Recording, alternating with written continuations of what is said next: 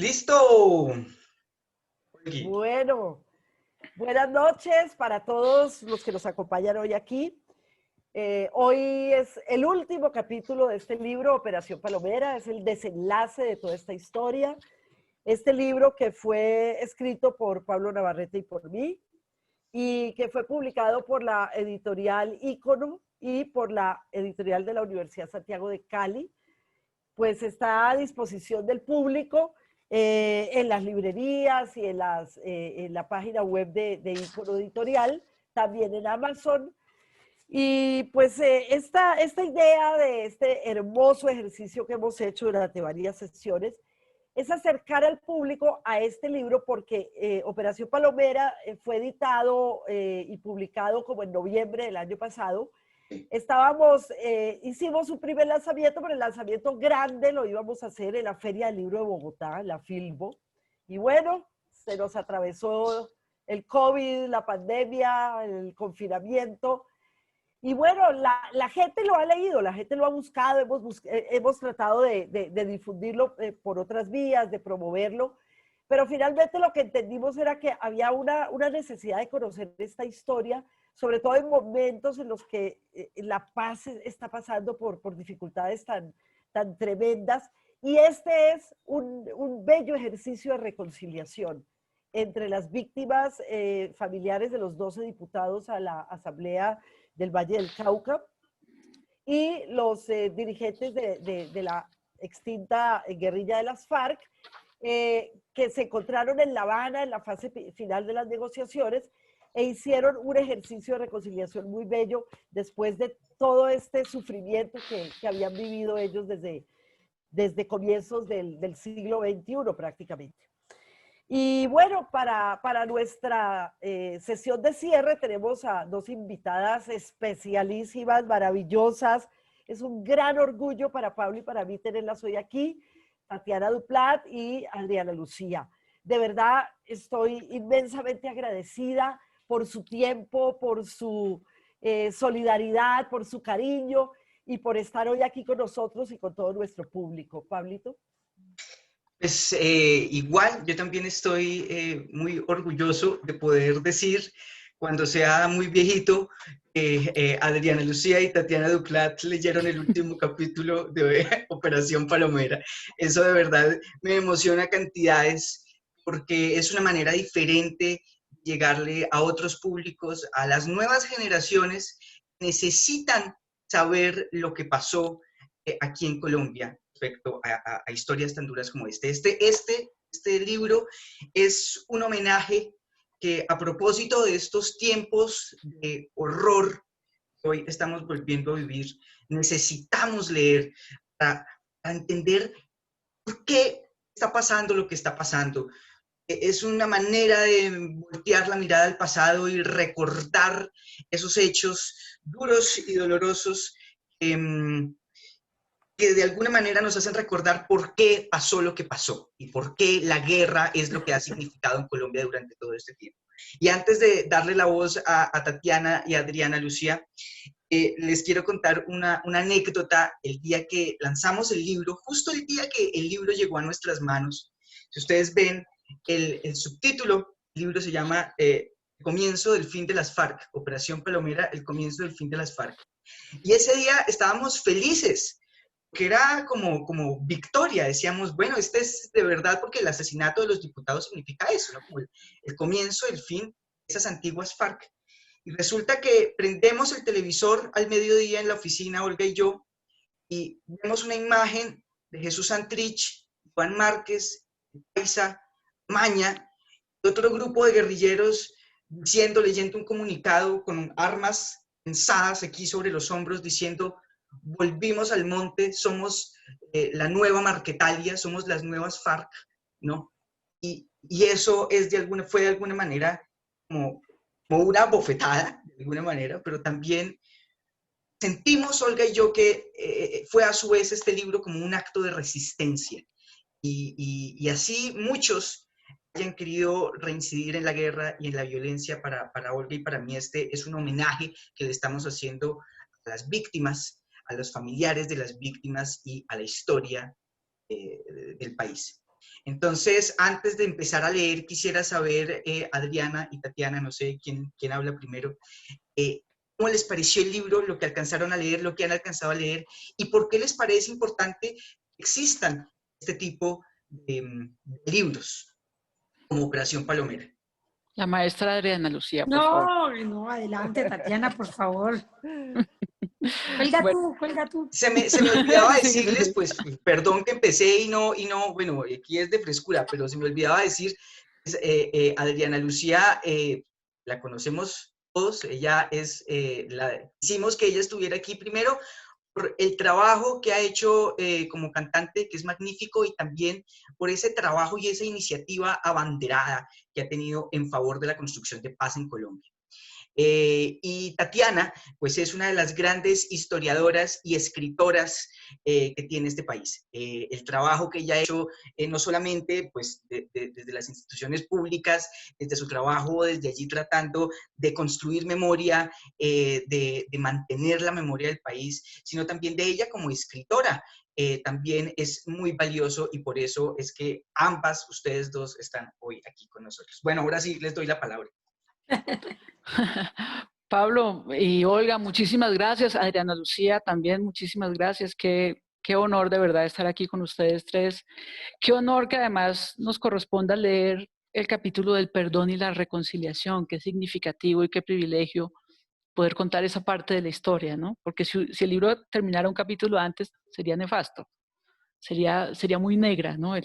La historia, pero el hecho de que este capítulo exista y lo cierre y que sea el que nos corresponde, pues es una luz de esperanza que se debe extender, ¿no? Al resto del país. Pablo, yo creo que el valor que tienen estos libros, y lo habíamos comentado cuando me invitaste a leer, es que eh, ¿cuál es todo el punto de un acuerdo de paz? Todo el punto de un acuerdo de paz es que la gestión del conflicto o las diferencias deja de ser tramitada a través de las balas para tramitarse a través de la palabra. Eso es un acuerdo de paz aquí, en cualquier parte del mundo y en todas las épocas de la historia.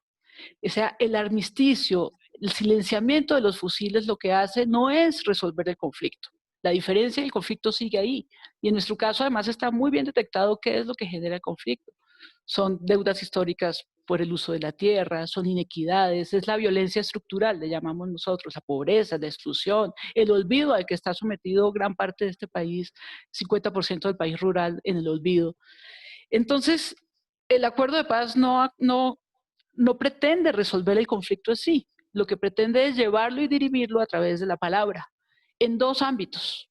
La palabra entendida como el acto político de deliberar, y por eso es importante la gestión política en el posconflicto, es decir, por eso es importante que en escenarios como las mismas asambleas departamentales, el Congreso, esos escenarios de debate político, esté la diferencia y haya pluralidad.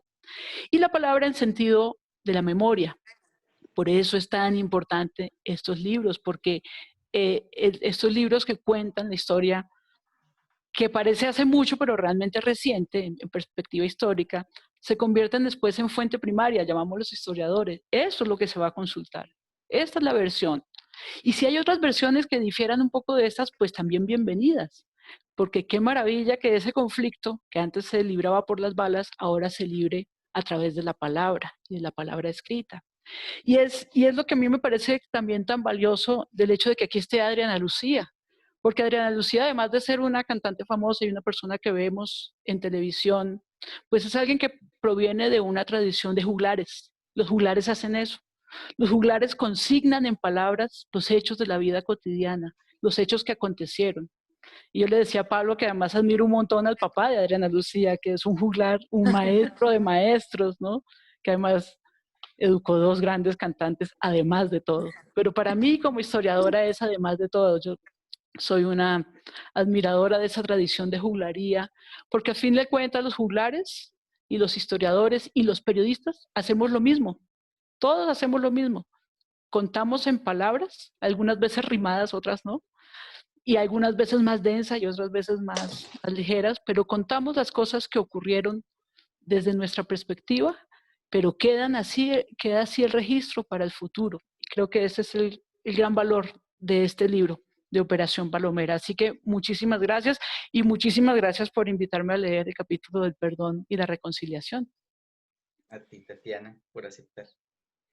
No, yo estoy súper honrada, además de estar con Tatiana en esta lectura, pues nos habíamos hablado un poco realmente a través de las redes sociales, así que este mundo nuevo y que cada día surge más este mundo virtual al que le huíamos un poco algunos, especialmente los amantes del café y de mirar a los ojos así, de los cafés sin prisa, pues definitivamente se ha convertido en un medio pues de acercarnos muchísimo y me alegra que estamos haciendo este ejercicio tan valioso. Yo soy una defensora de la memoria. Yo creo que a través de incluso de mi trabajo musical, siempre mi mayor esfuerzo lo pongo en recuperar la memoria, en las sonoridades, en que la gente no se le olvide que hubo alguien que hizo la trocha y que hoy estamos en un terreno pavimentado, pero mucha gente vino antes. Y a veces nos ocurre en general, en todos los ámbitos de la vida, que somos un poco desmemoriados y a veces pensamos como que todo nació con nosotros, pero resulta que no, que nosotros somos producto de un montón de gente maravillosa que viene haciéndolo hace muchos años. Mira, para mí puntualmente el ejercicio de este libro, para mí también es un llamado a todos los artistas también y a todos los escritores, periodistas, artistas de todos los ámbitos, a registrar. Este es un tiempo de registro y creo que faltan más registros. Creo que Colombia no conoce sus tragedias, creo que Colombia no conoce sus historias. Es muy poca gente con la que tú puedas hablar en este país que conoce puntualmente lo que pasó. Yo te puedo decir que, o les puedo contar que yo vengo de una región muy golpeada por la violencia, con muchas masacres alrededor, muchas historias macabras, violentas, que ni siquiera los que vivimos ahí conocen. Yo recuerdo que muchos años después de que ocurrió la masacre del Salado o de cualquiera de Macayepo o de cualquiera de los Montes de María, que fueron más de 60, viviendo nosotros ahí, no conocíamos qué era lo que había pasado. Y recuerdo que pasábamos por la carretera y decíamos, ve, por ahí, en ese pueblo mataron un pocotón de gente.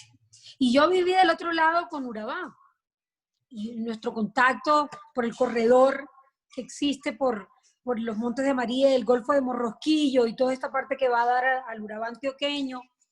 Y aún así, no conocemos, sabemos que había muertos, pero no los conocemos. Por eso el ejercicio de este libro es tan importante, porque ocurre lo mismo con este caso, los diputados, pero nadie sabe qué aconteció ahí, cuál fue el detalle.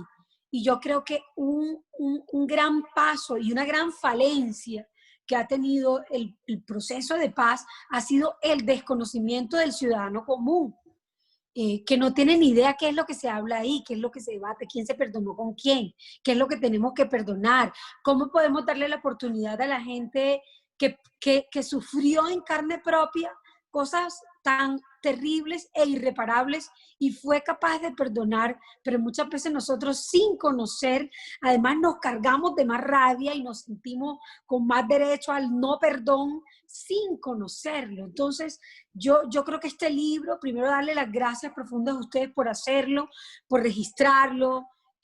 Yo me he enterado de muchas cosas de la historia gracias a las canciones, a muchas décimas. Cuando estoy investigando acerca de las décimas y de las poesías, me entero de cosas leyéndolos.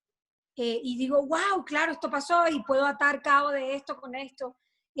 Por eso este ejercicio es un llamado también a todos los artistas, periodistas, escritores, pintores, músicos, compositores, que sigan registrando este tipo de historias para que se conozca de verdad y Colombia empiece a conocerse. Muchísimas gracias. Muchas gracias.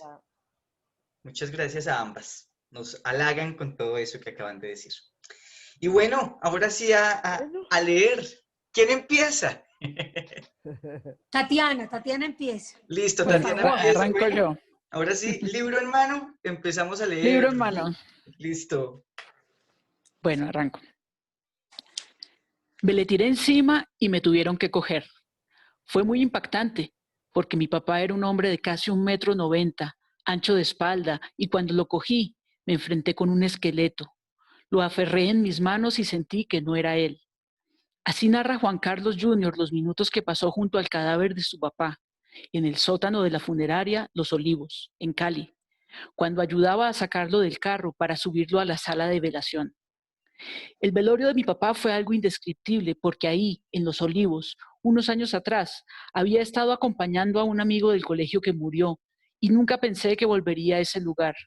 Yo iba muy tranquilo al lado del cuerpo de mi papá, en el carro, más bien desconectado. No soy explosivo, pero cuando tuve que ayudar a sacar el cuerpo, sentí algo muy confuso, porque regresaron los recuerdos del pasado. Esos son momentos en los que uno entra en una especie de coma, en los que uno no entiende qué es lo que está pasando. Es algo inexplicable.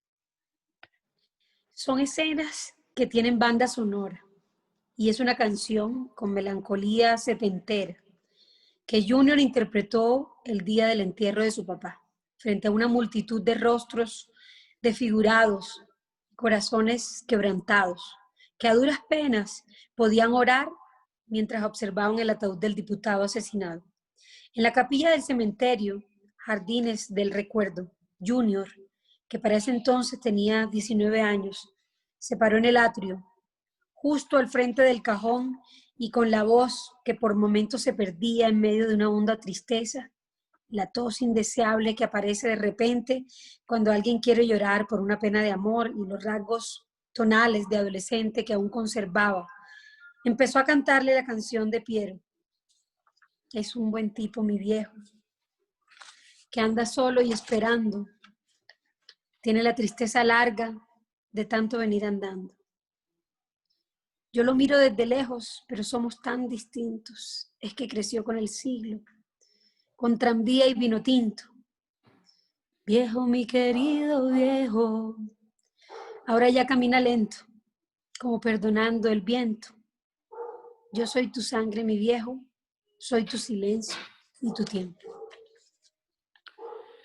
Mientras Junior trataba de recomponer, a través de esas letras, el pedazo de vida que había perdido por la guerra, Daniela, de solo 7 años, parada junto a él, estaba impávida, mirando el tumulto de gente, con las emociones petrificadas por la indeseable sensación de muerte que se respiraba en aquel lugar. Con el compás de la canción, algunas lágrimas de Daniela intentaban asomarse. Su respiración se volvía intensa y desde esa época, mi viejo, se volvería una extraña partitura de nostalgias, un mapa de sonidos diseñado para que cada vez que sonara, Daniela volviera al pasado a recordar el día en que tuvo que despedir a su papá. Mi mamá se había vestido de negro. Yo le preguntaba, ¿por qué no me puedo ir de negro? Y ella me decía, porque tú eres niña. Me compré una camiseta blanca y una falda larga de color café. Le escribí una carta a mi papá y cuando lo estaban enterrando le tiré la carta con una rosa. Lo enterraron con mi carta. Los amigos de mi papá cargaban el ataúd. Todo ese lugar estaba lleno de gente. Después que mi hermano cantó, salimos a enterrarlo. Cuando estaban bajando el ataúd, en ese momento me sentí triste y lloré, pero después no. Simplemente no hablaba y ya. Durante varios años mi mamá me hacía ir al cementerio, pero yo no creo en eso. En Navidad y en las fechas especiales íbamos y estábamos ahí cerca. Mi mamá siempre lloraba. Ahora nunca voy. Yo siento que ahí no está mi papá. Entonces, ¿para qué voy? Mi mamá ya no llora casi. Llora solo cuando habla de mi vida. De mis logros o de la manera en la que el asesinato de mi papá afectó mi vida. Pero ya no llora por el asesinato de mi papá. Lo superó. 2 años antes de que los diputados fueran acribillados, en 2005, Francia, Suiza y España sirvieron de puentes entre el gobierno y las FARC-EP. El presidente Uribe accedió a una propuesta en la que, aunque no aceptaba el despeje de los municipios de Pradera y Florida, el gobierno le ofrecía a las FARC, a cambio de la liberación de los secuestrados, una zona de 180 kilómetros cuadrados que sirviera como punto de arranque para el proceso del canje humanitario. Sin embargo, la guerrilla respondió con una negativa. Con Uribe no habrá intercambio humanitario. Entendemos que en su afán de explotar electoralmente una iniciativa de los países facilitadores del acuerdo de canje, que aún no conocemos, ha lanzado al despeñadero todo un esfuerzo diplomático. Al tiempo que lamentamos esta actitud precipitada y ligera del presidente, hacemos un reconocimiento a los buenos oficios de los gobiernos de Francia, Suiza y España.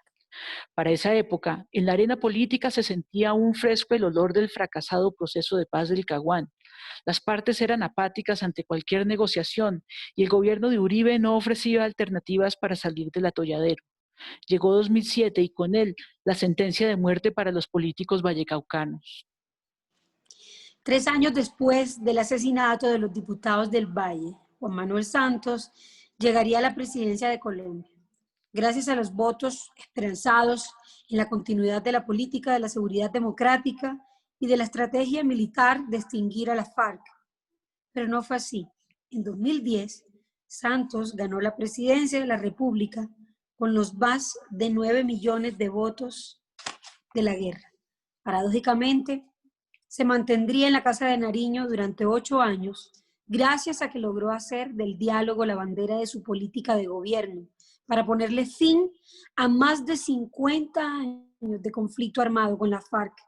Al finalizar su segundo cuatrienio, sería reconocido por el mundo entero como un adalid de la paz en Colombia. El discurso de posesión del primer gobierno de Santos fue la ruta de acción que emprendió para poner en marcha el acercamiento con la FARC.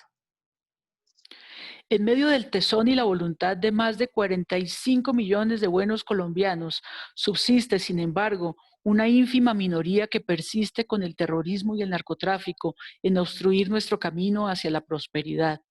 Quiero reiterar, la puerta del diálogo no está cerrada con llave.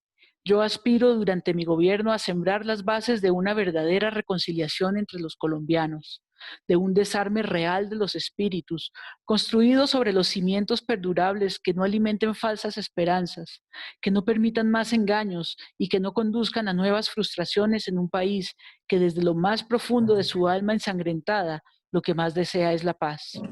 A los grupos armados ilegales que invocan razones políticas y hoy hablan otra vez de diálogo y negociación, les digo que mi gobierno estará abierto a cualquier conversación que busque la erradicación de la violencia y la construcción de una sociedad más próspera, equitativa y justa. Eso sí, insisto, sobre premisas inalterables: la renuncia a las armas, al secuestro, al narcotráfico, a la extorsión, a la intimidación. No es la exigencia caprichosa de un gobernante de turno, es el clamor de una nación. Pero mientras no liberen a los secuestrados, mientras sigan cometiendo actos terroristas, mientras no devuelvan a los niños reclutados a la fuerza, mientras sigan minando y contaminando los campos colombianos, seguiremos enfrentando a todos los violentos. Ese sería el inicio de un proceso para alcanzar la paz estable y duradera, que se dividiría durante los siguientes 6 años en la fase de acercamiento, la fase exploratoria y la fase final de negociación de los diálogos de paz en La Habana, Cuba. Mientras el proceso de negociación de paz entre el gobierno Santos y la FARC pasaba por escenarios espinosos, Santiago Cepeda se convirtió en un líder que desde diferentes prisiones de Colombia libraba luchas para defender sus causas y la de sus camaradas farianos, quienes, al igual que él, estaban privados de la libertad y desde la cárcel habían puesto sus ganas insaciables de libertad en la firma del acuerdo de paz, así lo recuerda Santiago. En la transición del gobierno Uribe al de Santos, las cosas empezaron a flexibilizarse mucho más y ahí fue donde llegué a la población carcelaria normal. Entré al patio 1 de Cómbita, que era manejado directamente por guerrilla. Inicialmente me iban a mandar a otro patio, pero si me enviaban allá, donde hay paracos y personas retenidas por delincuencia común, me tiraban a la jaula de los lobos, porque ellos saben que nosotros, como guerrilleros, tenemos una serie de historias que hicimos en la calle y en la cárcel. A veces aparecen las cuentas de cobro por esas cosas que pasaron en la guerra.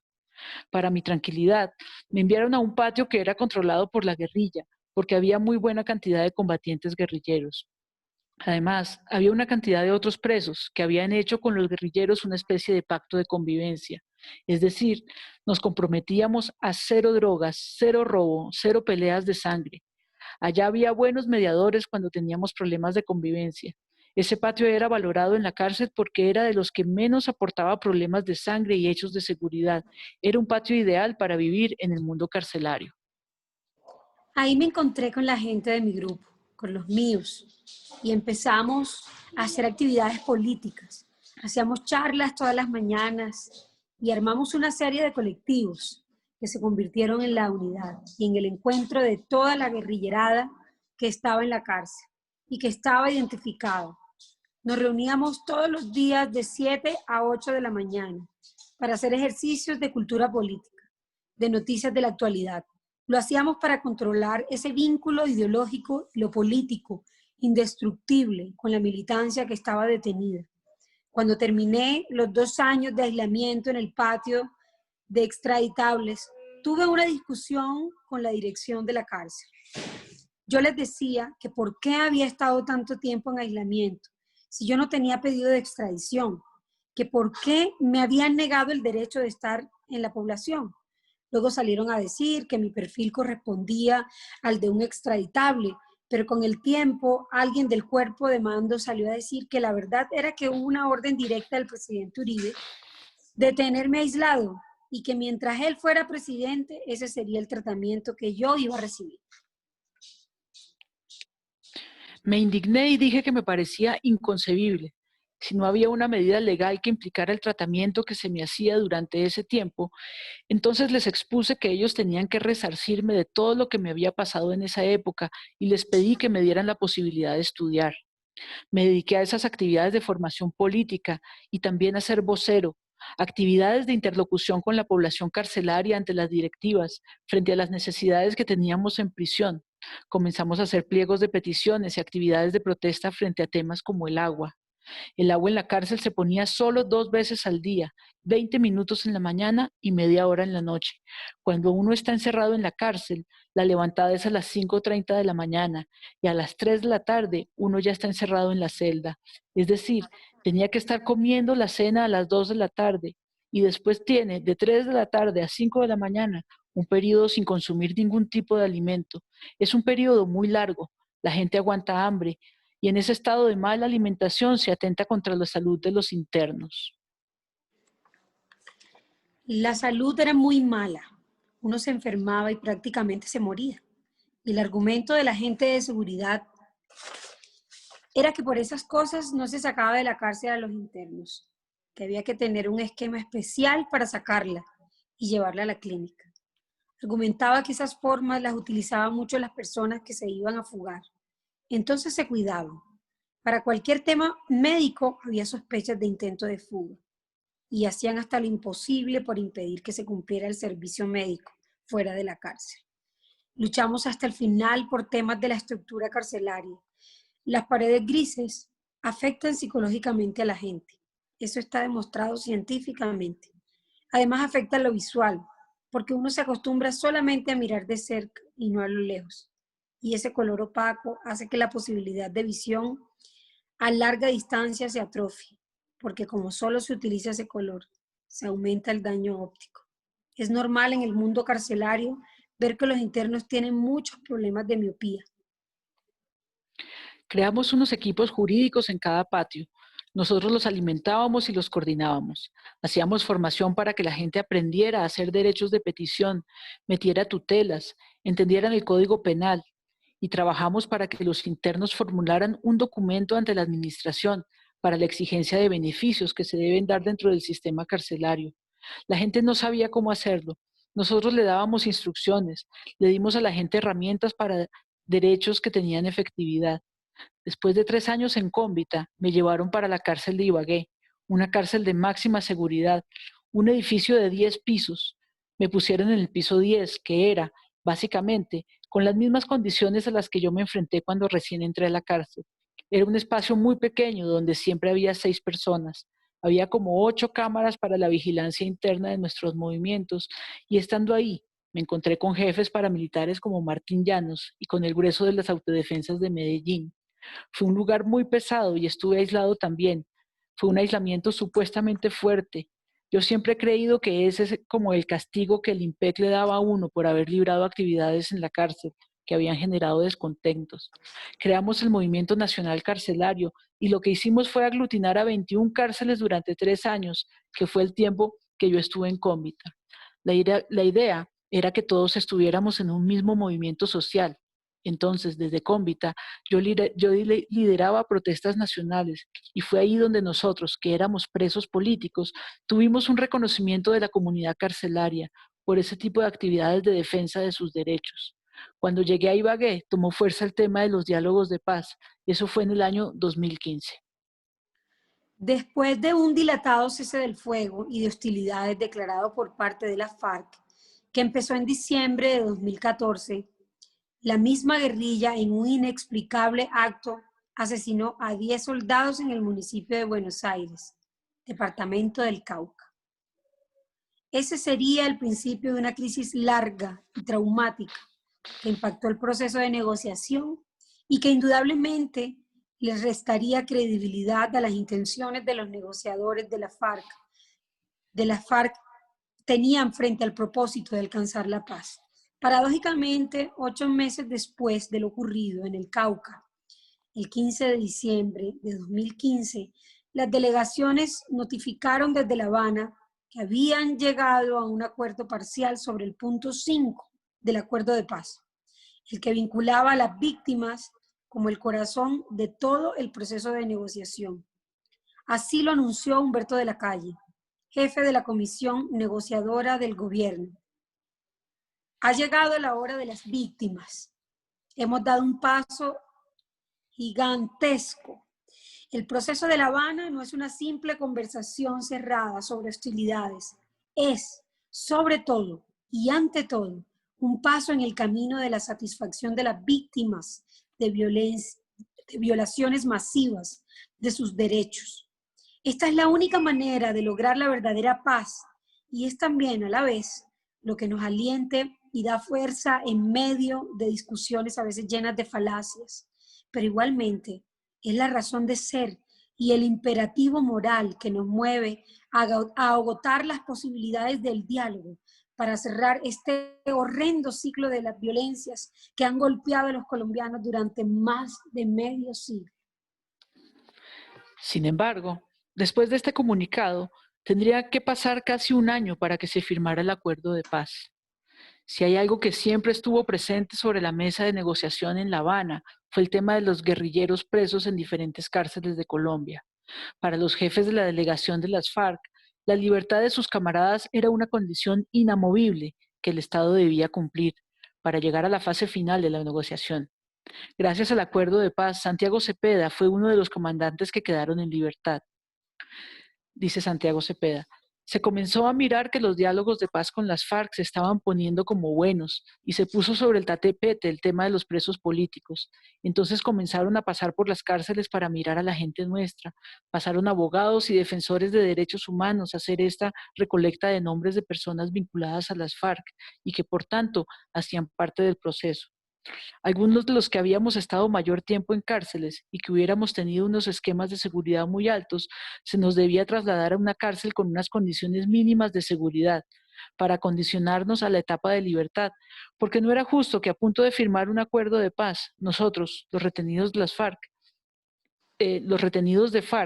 estuviéramos en esas condiciones, con esos niveles tan fuertes de vivencia carcelaria. Mi nombre fue considerado para ser parte de ese grupo y 330 personas a nivel nacional, incluidos hombres y mujeres, fuimos trasladados a la cárcel de Chiquinquirá, en Boyacá. Eso fue en el año 2016. Llegamos a Chiquinquirá en condiciones más fáciles, porque era una cárcel de mínima seguridad, donde toda la población era de FARC. Hicimos un acuerdo con las directivas del establecimiento. Les dijimos que nos comprometíamos a que no íbamos a hacer consumo de drogas, ni peleas, ni intento de fugas, pero ellos nos debían dar un tratamiento especial. Nosotros garantizábamos tranquilidad, pero ellos debían aplicar con nosotros menor fuerza penitenciaria, porque era una población que no les iba a producir ningún tipo de dificultades. Eso se dio, y empezamos todo el proceso de formación con el SENA, a hacer más charlas, más actividades lúdicas, y las cosas empezaron a ser más tranquilas en Chiquinquirá. Se planteó que se iba a hacer la 10ª conferencia de la FARC, que sesionó en los llanos del Yarí. Y esa conferencia era clave, porque ahí en últimas se iban a tomar las decisiones del paso de las armas a la política. El papel de esa conferencia guerrillera era autorizar lo que se estaba acordando en La Habana, es decir, dar ese salto en una discusión interna de la FARC. Habíamos casi 3.500 presos a nivel nacional.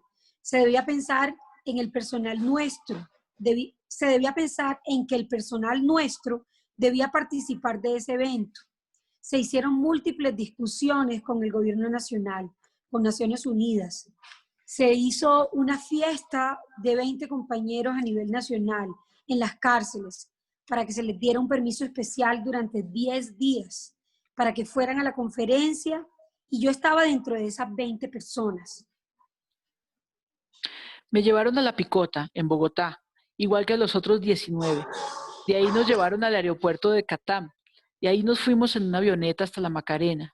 Nos recogió un helicóptero y nos llevaron hasta el punto donde sesionó la 10ª conferencia. Fueron 10 días en los que estuvimos sesionando. Fue un evento de encuentros y desencuentros emocionales, porque unos habíamos estado muchísimos años en prisión, añorando la libertad, y llegamos a un espacio donde estábamos los nuestros de nuevo, reunidos todos. Cuando llegamos en el helicóptero, nos llevaron al sitio donde estaba sesionando la conferencia. Eran más de 300 guerrilleros a nivel nacional. Fue muy bonito ese recibimiento porque nos hicieron los camaradas. Fue muy bonito ese recibimiento que nos hicieron los camaradas. Nos hicieron algo que solo recordarlo da mucha nostalgia de la emoción tan grande que sentimos. A los 10 días tocó retroceder a la cárcel otra vez a La Picota. Algunos pensábamos que ya estando ahí se iba a negociar con el gobierno nacional, que quienes habíamos ido a la 10ª conferencia quedáramos de una vez en libertad, pero se decidió que no, que teníamos que volver. Todos sentimos que fue una prueba que el gobierno debía poner para medir los compromisos de las FARC. Le estaba midiendo el aceite a la guerrilla. Quería ver el nivel de compromiso que las FARC tenían frente a los acuerdos. Sentíamos que si de pronto alguno tomaba la decisión individual de no acatar las condiciones de la licencia que se nos había dado para salir de la cárcel, eso mancharía nuestro buen nombre. E inmediatamente el gobierno iba a sentir que estábamos encontrando cualquier oportunidad para romper el acuerdo. El secretariado fue muy vehemente en el sentido de que había confiado en nosotros y por tanto esperaba que regresáramos y cumpliéramos. Y regresamos nuevamente a la cárcel. Fue algo que nos costó mucho emocionalmente, pero lo asumimos como parte del proceso. El primer viaje que los familiares de los diputados del Valle hicieron a La Habana para encontrarse frente a frente con los comandantes de la FARC-EP fue en septiembre de 2016. Ese encuentro serviría para exorcizar el alma de los familiares de los diputados, acercarlos a la posibilidad de perdonar a quienes habían asesinado a esos seres tan queridos y para que entendieran el significado real del proceso de paz. En ese primer cara a cara, en La Habana, estuvo Fabiola. Ella y el resto de las familias llegaron con un pliego de peticiones que se resumía en exigir a los jefes guerrilleros un acto público de perdón, conmemoración y reconocimiento en homenaje a las memorias de los diputados del Valle. Además, que contaran la verdad de lo que había pasado con ellos. Así recuerda Fabiola esa primera reunión con la delegación de la FARC. Yo les dije que había ido por 3 motivos. Saber si el proceso de paz era serio, si de verdad tenía sentido. También quería conocer la verdad de lo que había pasado. Y por último, quería hacerle un homenaje a mi esposo. Le conté de Juan, ese hombre que ellos no habían conocido. Si lo hubieran conocido, no lo hubieran asesinado. Una llave enorme abría el gigantesco cerrojo de un portón blanco que cubría el escenario curtido por una particular atmósfera blanca donde todo estaba dispuesto para empezar la ceremonia de la firma del acuerdo de paz en Cartagena. El 26 de septiembre de 2016, Juan Manuel Santos inauguraba el inicio de un intento por cambiar el país. Mientras las puertas blancas se abrían, Mabel Lara, presentadora de la ceremonia, afirmaba: «Es el momento de abrirle las puertas a la paz». En ese instante, Santos hizo su entrada triunfal ante las víctimas de la guerra en Colombia y los delegados internacionales, testigos de honor del pacto histórico e innovador que el gobierno de Santos y la guerrilla más antigua del mundo habían logrado construir. Detrás de él llegaron Timochenko, Ban Ki-moon y presidentes de varios países, como Michelle Bachelet, de Chile, Nicolás Maduro, de Venezuela, Rafael Correa, de Ecuador, Salvador Sánchez, de El Salvador, Mauricio Macri, de Argentina, y otros tantos dignatarios del mundo que habían llegado a Colombia para ver el fin de la guerra. O eso era lo que todos creían, porque 6 días después, el 2 de octubre de 2016, el plebiscito convocado para refrendarlo con la pregunta: ¿apoya usted el acuerdo final para la terminación del conflicto y la construcción de una paz estable y duradera? Terminaría amargando la fiesta. El objetivo no parecía difícil, pues el sí debía superar un umbral de 4.536.993 votos. Y empezó la convulsión, los jóvenes en las calles marchando por la dignidad de quienes han llevado la peor parte de la guerra.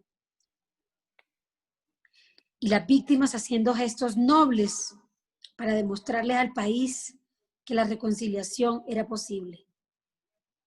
Perdón.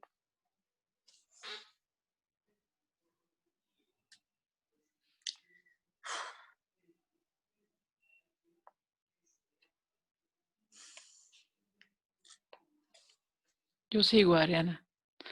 A pesar de los esfuerzos que hicieron el gobierno, las organizaciones, las universidades, colegios, víctimas y territorios afectados por el conflicto armado para que el sí ganara, la maquinaria enorme del odio y las noticias falsas catapultaron el triunfo del no, con el 50.2% sobre el 49.8%.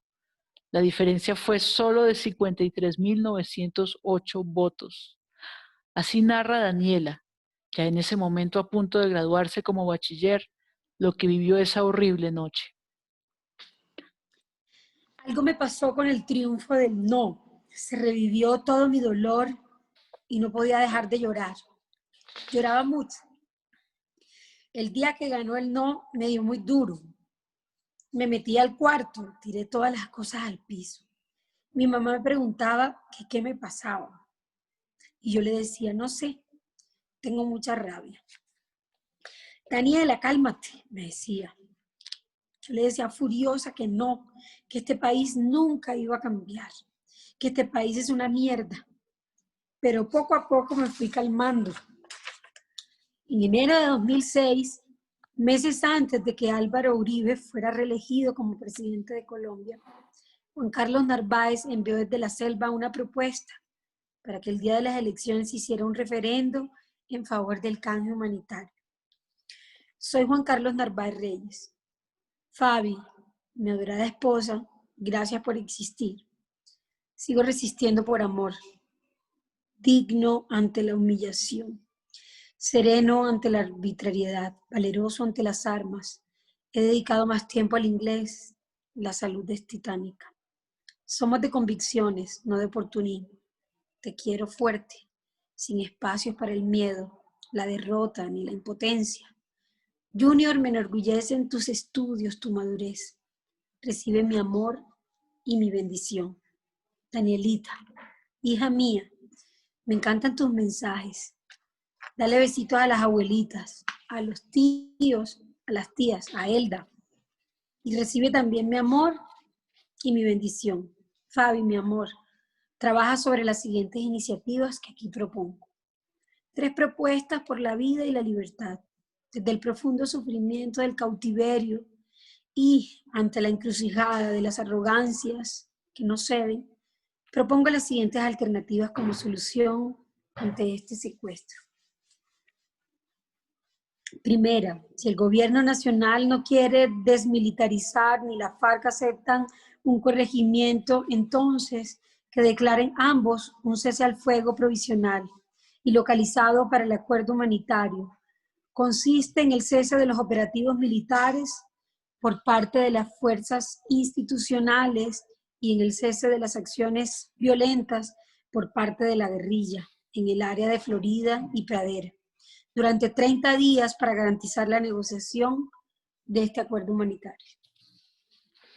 Segunda, si se considera que el acuerdo humanitario no tiene suficiente apoyo de la opinión pública, impulsemos juntos a las organizaciones no gubernamentales, sociales, indígenas y religiosas, las universidades, los partidos políticos y los dirigentes regionales y locales para un mandato popular humanitario, de tal forma que en las elecciones de marzo o mayo los colombianos depositen en las urnas una papeleta adicional que diga: voto por la firma inmediata de un acuerdo humanitario entre el gobierno nacional y la guerrilla, en los términos del derecho internacional humanitario y sin condiciones que lo impidan.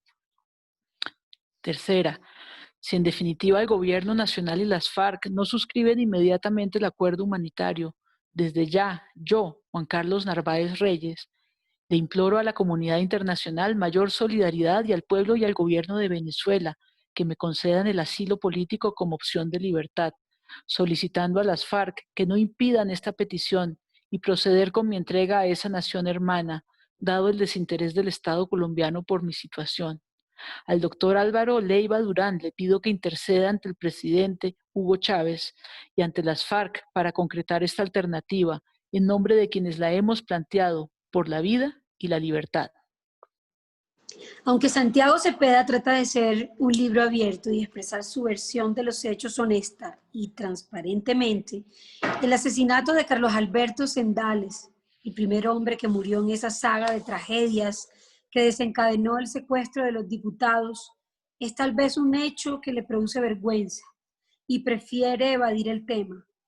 Sin embargo, según versiones que el mismo Cepeda le dio al Centro Nacional de Memoria Histórica y que fueron publicadas en el libro El caso de la Asamblea del Valle, Tragedia y Reconciliación, Sendales fue el primero en saber que la supuesta bomba que se había instalado en la Asamblea era una maniobra teatral. Así lo contó Cepeda. Para darle más realismo al hecho en que llevamos unas cargas de pólvora negra para colocar en el baño, eso solo hace bulla, eso no tiene capacidad de reventar. Le preguntaron al policía Sendales por la ubicación del baño y él les preguntó, ¿qué es lo que pasa allá?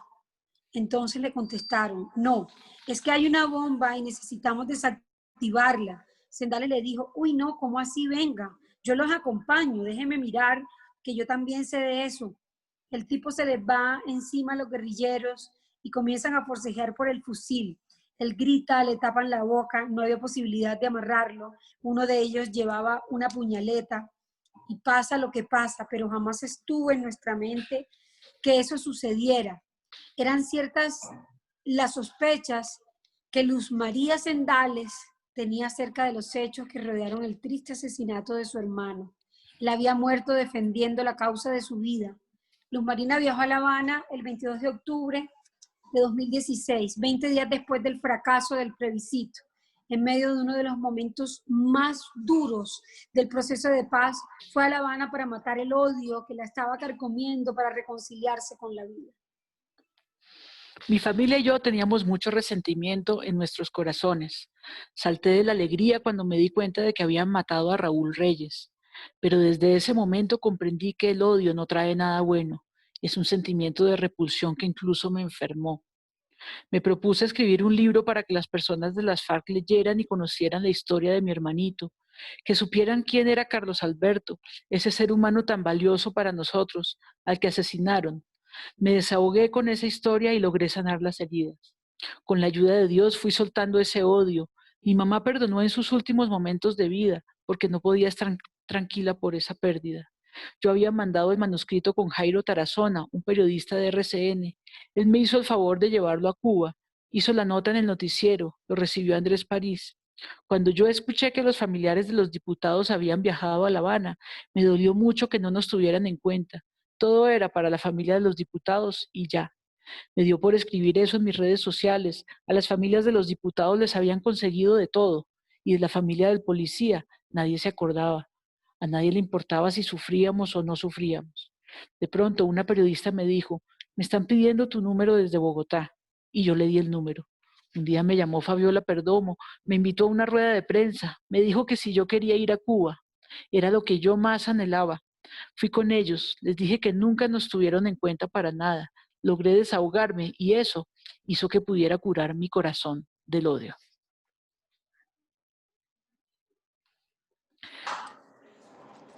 Fue un sábado en la tarde. Ese día volví a llorar por mi hermano, como hace años no lo hacía. Reviví todo lo que sucedió. Miré a Pablo Catatumbo. Decían que era el líder en ese frente que mató a Carlos Alberto. Y yo le pedía mucho a Dios que me diera fortaleza, que no me fuera a ahogar en llanto. Le dije a Monseñor Darío Monsalve que me dejara de último. Escuché cómo las otras familias lo recriminaban y decían que no lo iban a perdonar, que eso había sido muy duro. Yo había llevado una camiseta blanca con una fotografía de Carlos Alberto y cuando me tocó mi turno, les conté sobre mi hermano. Quería que supieran quién era él. Les dije que los policías también merecen vivir. No es válido decir que porque son policías mueren y no pasa nada. No. Ellos dejan un vacío muy grande en nuestros corazones. No están obligados a morir por custodiar a alguien y a quedar en el olvido. Yo estaba allí con el objetivo de que la memoria de mi hermano también viviera después de eso. Cuando le pasé a Pablo Catatumbo el manuscrito de mi libro que se llama Un sueño para morir, les dije que lo había escrito con el fin de que lo leyeran. Nos acercamos y nos dimos un abrazo. En ese momento sentí que me despojé de toneladas de peso que llevaba en la espalda. Me liberé de todo eso. Cuando lo abracé, le dije a Catatumbo, ese odio le pertenece a usted, no a mí. Yo no tengo por qué cargar con ese odio. Lo perdono de corazón. Usted sabrá si es sincero. Lo importante es que me estoy haciendo un bien. Perdonar no es olvidar, simplemente es recordar eso que te hizo daño, pero dejándolo ir para que no se quede acá en el corazón, porque es cuando hace daño. Uno debe recordar solo los buenos momentos. Ese día Pablo lloró conmigo y decía que ojalá algún día lo pudiéramos perdonar. Por mi parte, estoy tranquila porque ya perdoné. La guerra deja dolor, sufrimiento, pobreza, no deja nada bueno. Este país tiene que salir adelante. Todo eso que pasó hace parte de la memoria. Ahora uno ve que es el gobierno el que no ha cumplido muchas cosas, porque al menos ellos están poniendo de su parte.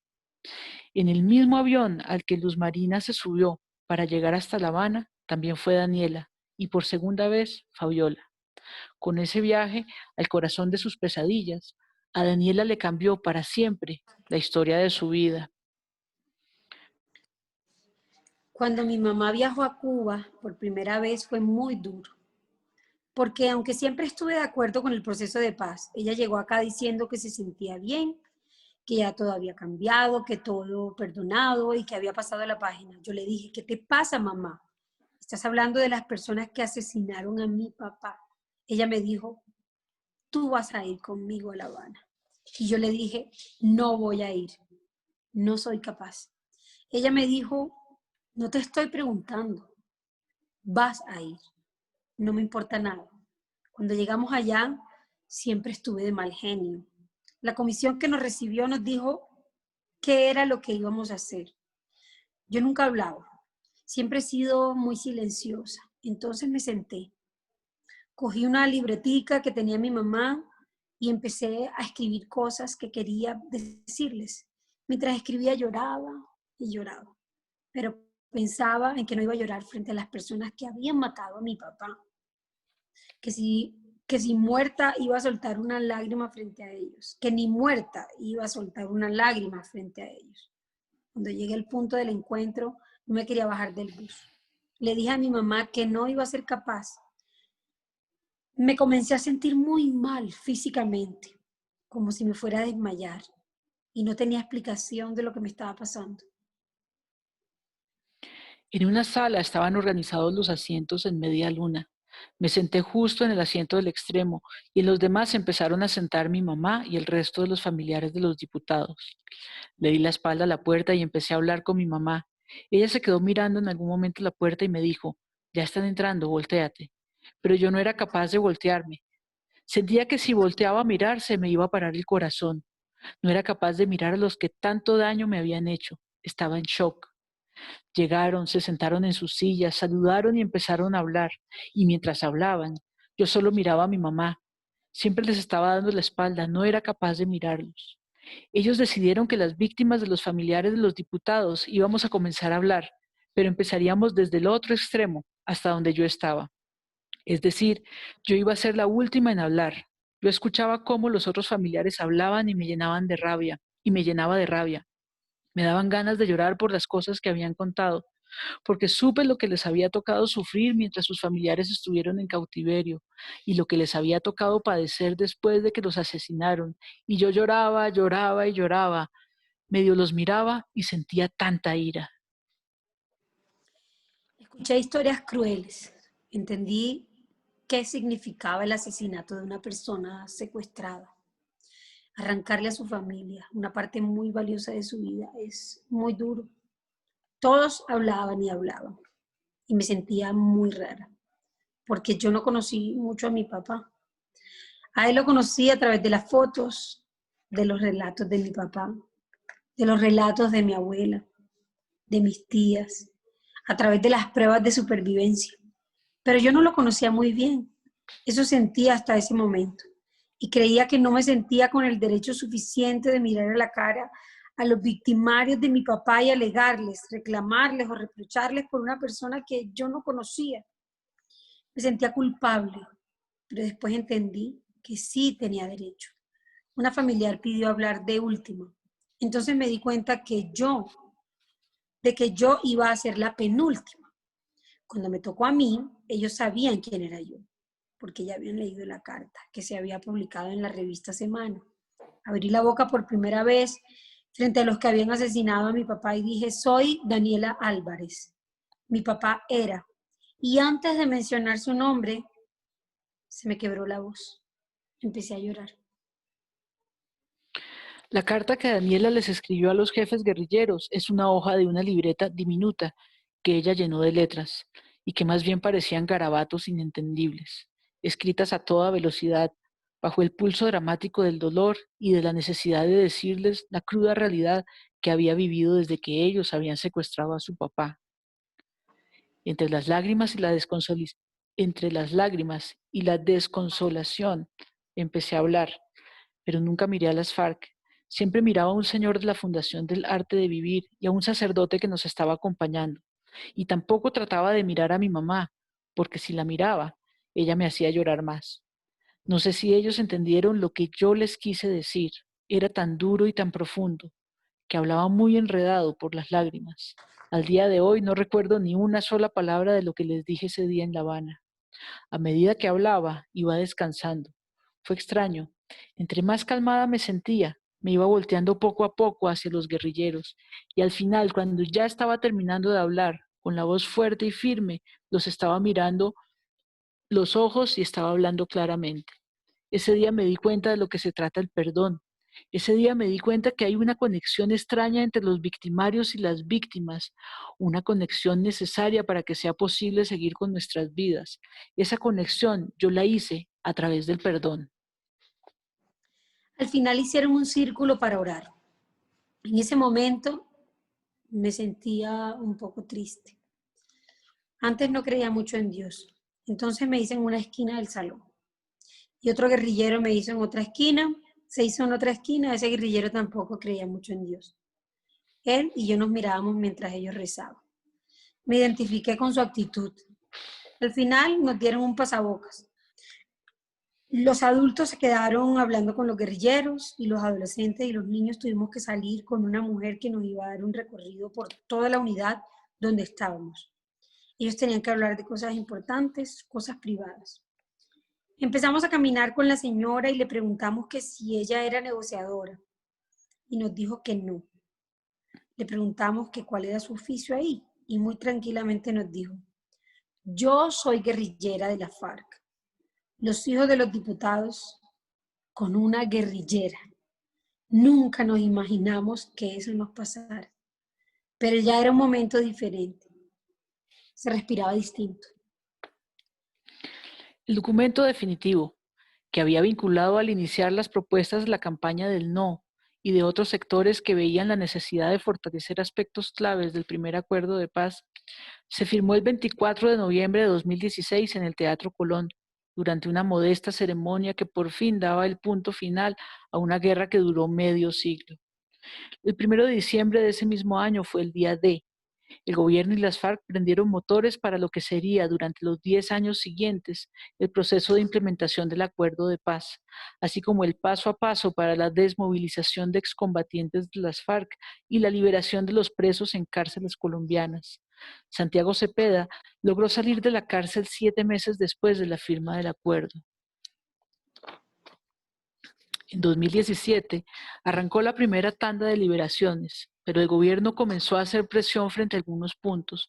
Hubo un momento en el que ya estaba firmado todo para que nos soltaran y el gobierno dijo que había reconsiderado el tema de las libertades y que los 20 guerrilleros que fueron a la conferencia no iban a quedar en libertad. Inmediatamente, el secretario empezó a discutir el tema con ellos y el gobierno les decía: es que ustedes tienen que demostrar con el tiempo que efectivamente darán cumplimiento de lo acordado. Debemos esperar a la entrega de las armas para la libertad de toda esa gente. El secretariado dijo que no, que éramos todos nosotros los que debíamos ser liberados, porque eso fue lo pactado. Entonces, hubo una contrapropuesta.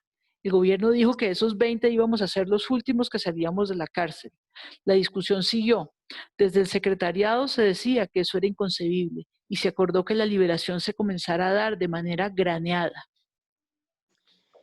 Me decretaron la libertad el 27 de mayo, que irónicamente es el día del cumpleaños de la FARC, pero estando en la puerta de la salida de la cárcel, me devolvieron porque había un proceso que no había quedado resuelto y que no se había juzgado dentro del proceso de acumulación de penas. Era una cosa eminentemente administrativa, pero fueron 9 semanas más que demoré ahí metido. Eso para uno es eterno, fue muy complejo emocionalmente. Después de tener la certeza que ya está la libertad en las manos y luego lo agarran a uno y le dicen que hubo algo mal, que regrese a prisión, es muy duro. Llegó julio de 2017. Cuando ya iba a salir me dijeron que ya estaba en libertad, pero que tenía una orden, que a mí me tenía que recibir alguien, que no me podía soltar en la calle, porque era una persona de perfil alto y tenía que ir alguien a recibirme y que ojalá llegara con esquema de seguridad en vehículo blindado. Me lo dijeron como 3 horas antes de salir, me tocó comenzar a botar corriente, a llamar y llamar. Yo tenía un abogado que manejaba el tema en Bogotá. Entonces se buscó a alguien que tuviera un esquema, esa persona me prestó su vehículo y fue así. Y fue ahí cuando me fui a la cárcel, me fui de la cárcel de Chiquinquirá. Cuando llegué a Bogotá estuve unos días. Estaba en una situación muy tensa de seguridad. Me dijeron que no podía permanecer en una zona urbana, entonces me trasladaron a La Elvira, en el Cauca. Me pusieron vehículos, me reuní con mi familia y empecé a decirles que estoy bien, que ya estoy en libertad, que estén tranquilos. Y me dijeron que cuánto tiempo me iba a quedar más por La Elvira, que por qué estaba por allá, si ya estaba en libertad. Entonces les dije que tranquilos, que había que esperar a ver qué pasaba. Entre julio y agosto salimos los que íbamos a participar como delegados del Congreso del partido FARC. Estuvimos 5 días en Bogotá y nos regresamos nuevamente a La Elvira. Ahí estuvimos septiembre, octubre y en noviembre se planteó la posibilidad de mandar gente a las ciudades. Dijeron que a mí me mataban en la ciudad. Usted está muy quemado, muy ubicado. Allá tiene que ser otro. Pero también empieza a discutir que quién más. Si iban a mandar a alguien para la ciudad, tenía que ser alguien ubicado. Recuerdo que mamando gallo me decían, hermano, le toca irse para Cali y hacer el trabajo de reconocimiento.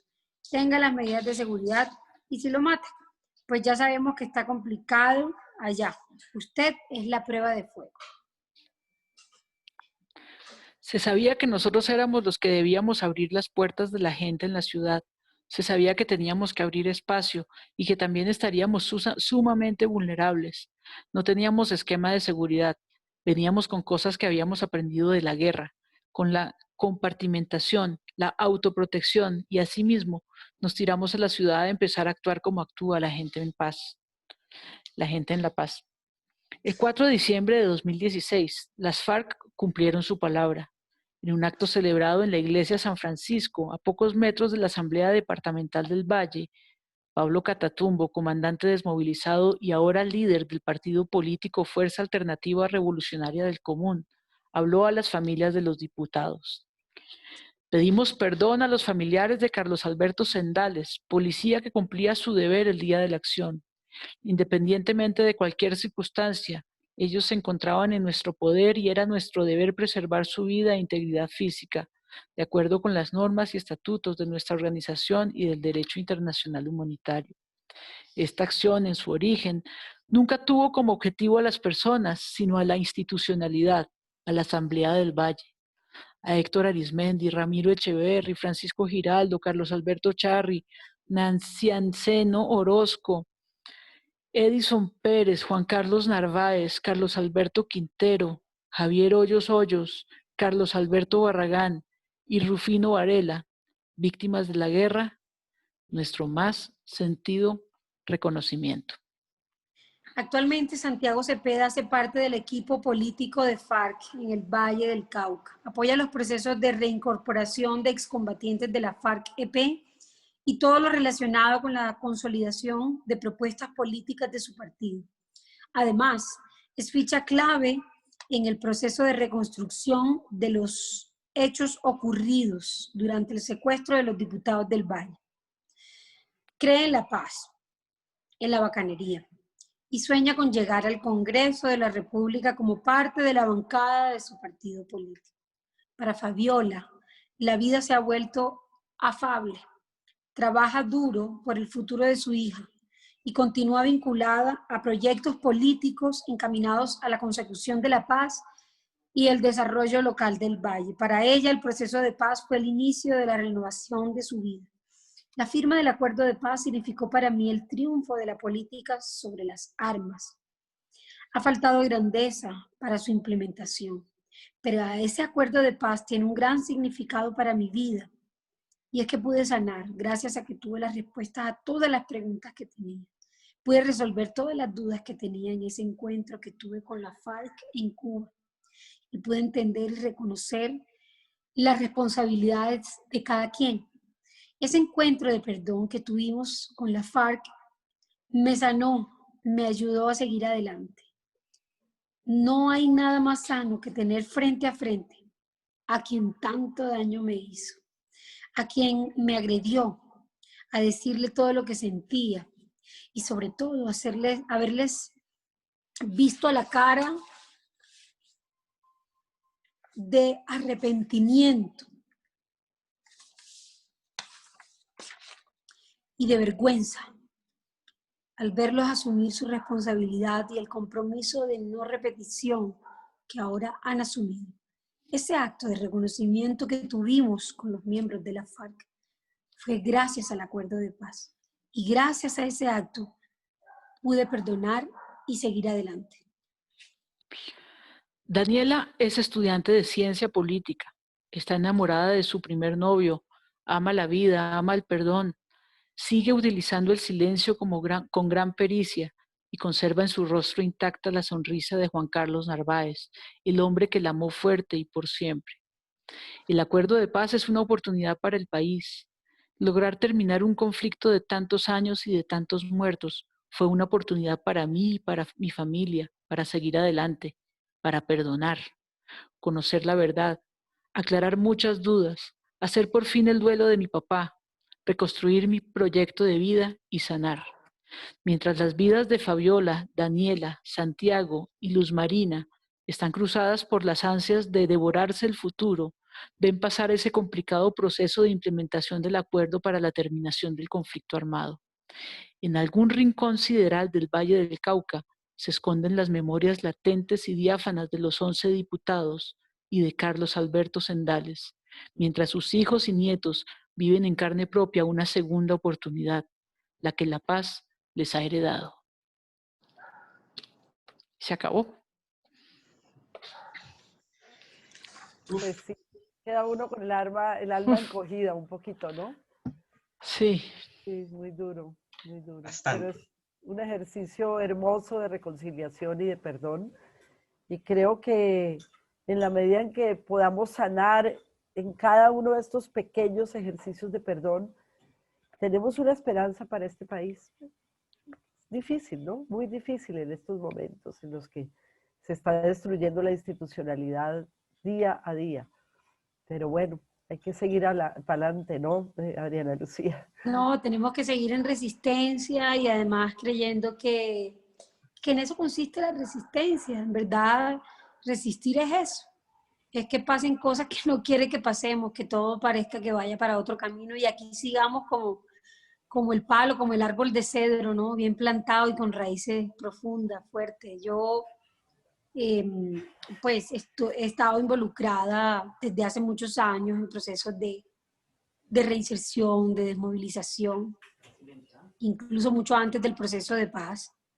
Y creo que eso fue lo que cambió mi vida, cuando yo empecé a escuchar las historias de viva voz, cuando uno entiende que al final todos son víctimas, que al final todos son víctimas. Y yo creo que si tuviera la oportunidad, bueno,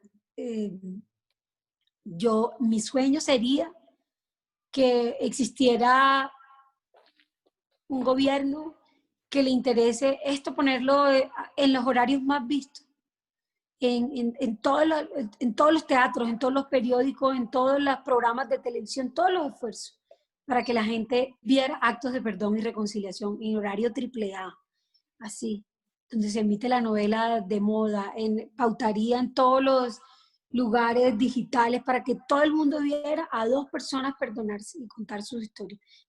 Eso para mí sería la verdadera transformación del pensamiento de la sociedad, porque es que la gente que no ha tenido voz es la que nos va a agitar la conciencia, es la que nos hace cambiar la conciencia. Entonces, ese sería como el sueño, por eso valoro mucho estos espacios. Gracias, Adriana. Muchas gracias. Yo solo tengo un reclamo. Dale. ¿Cuál? El libro, no tengo el libro. Es cierto. Yo me declaro culpable, Yo le envié el PDF y no le envié el libro. Pero cuadramos y te envío el libro. Te llegará. Cuadramos y te envío el libro, prometido. Ningún cuadramos, mándamelo y ya. Listo, Ya. listo. Así es. Con mucho Así gusto, será. con mucho cariño. Bueno, muchísimas Firmado, gracias, Tatiana. Firmado. Obvio. Obvio.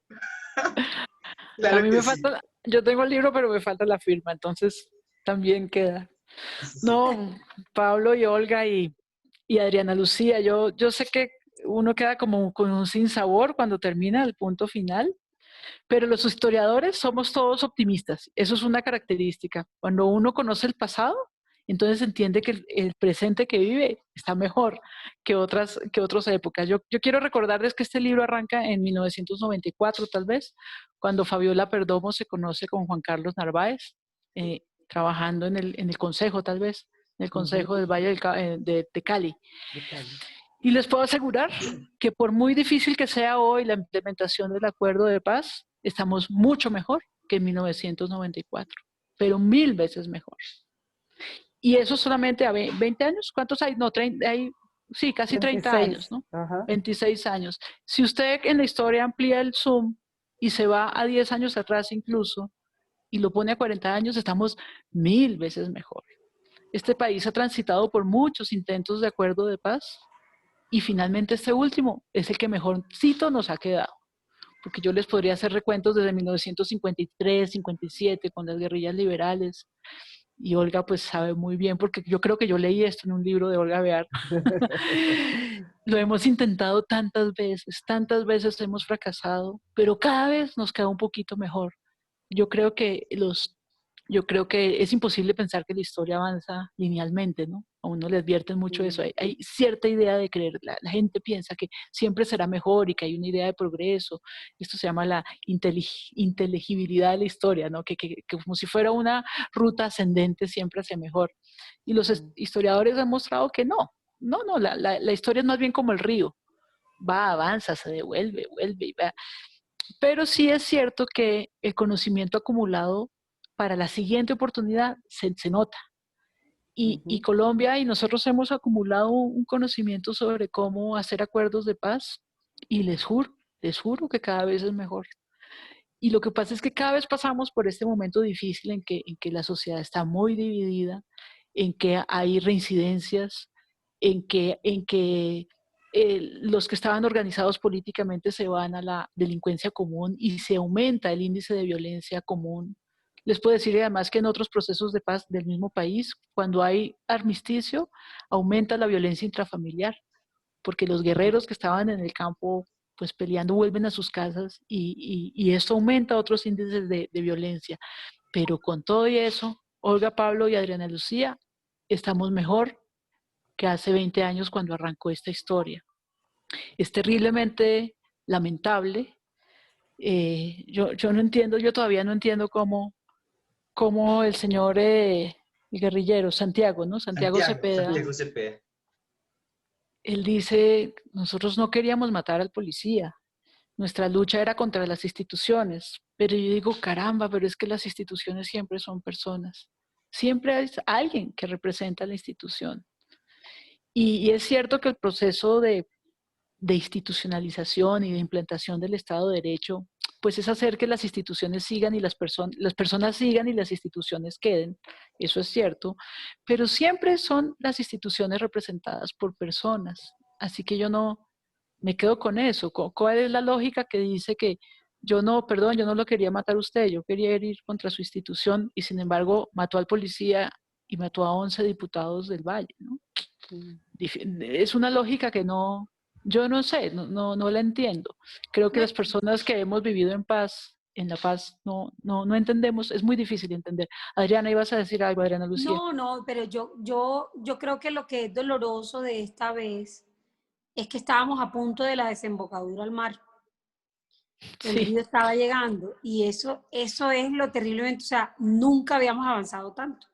Entonces, eso es lo que es realmente doloroso. Ahora, estamos mejor algunos, pero otros están igual o peor. Sí. Yo te puedo decir, los Montes de María está terrible. Está terrible y es terriblemente doloroso cuando hablo con mis amigos líderes sociales de allá. Es el mismo miedo y el mismo terror. Y eso es lo que a mí me parece sumamente doloroso, ¿sí?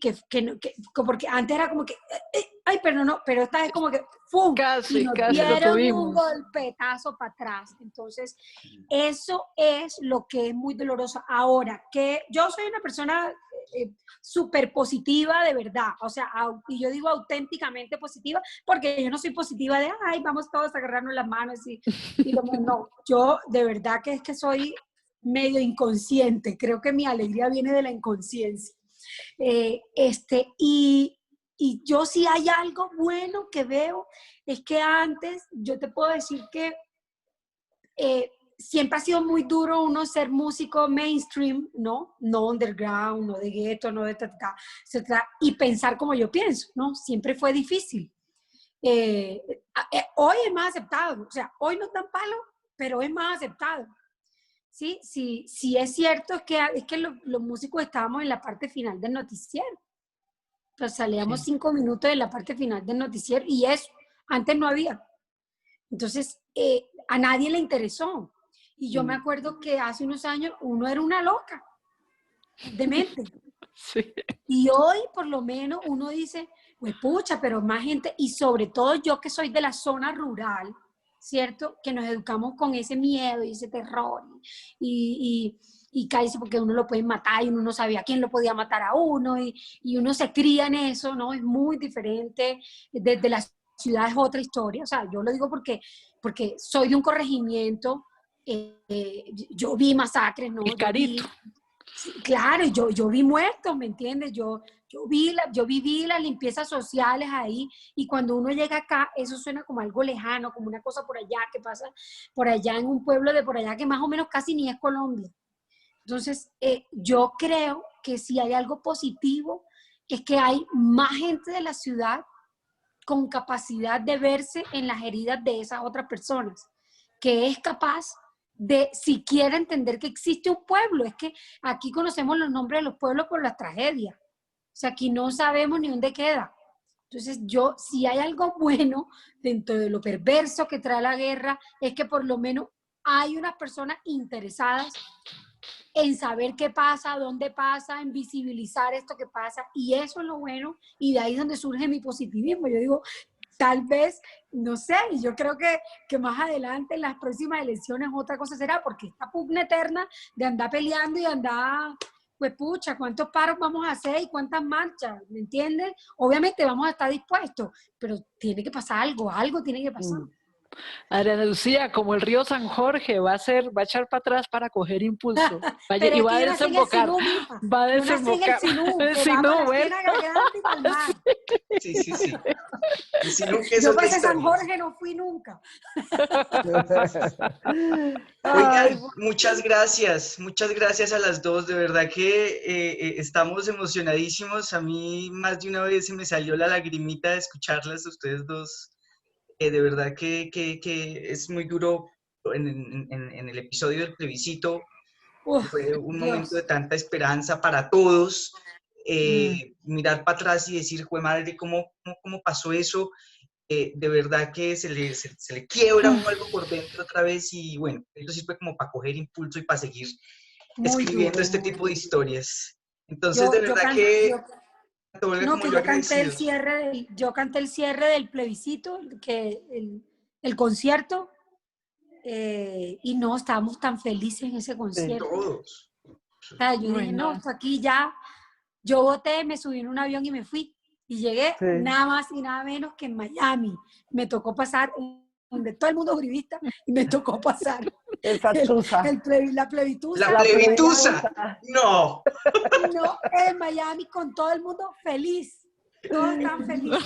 Ay, bueno. Dios. Y yo, como en esa época fue que me apodaron en Mermelada Castrochavista, porque yo hice la gira con el presidente Santos del plebiscito. Sí.